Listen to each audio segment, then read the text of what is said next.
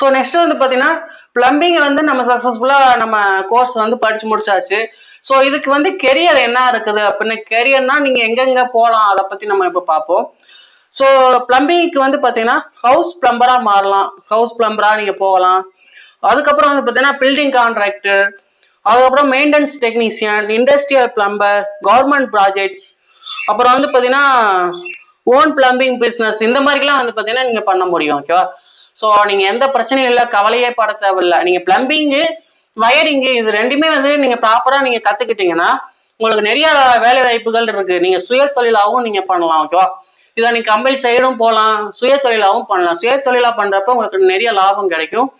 ஏன்னா வந்து பார்த்தீங்கன்னா இது வந்து இந்த பிளம்பர், அதுக்கப்புறம் வந்து இந்த வயரிங் வேலை, இது ரெண்டுமே வந்து பார்த்தீங்கன்னா உங்களுக்கு வந்து நல்ல வருமானம் வந்து நிறைய கிடைக்கும். ஓகேவா? ஸோ அதனால இது ரெண்டுமே வந்து ப்ராப்பராக கற்றுக்கங்க. ஓகேவா?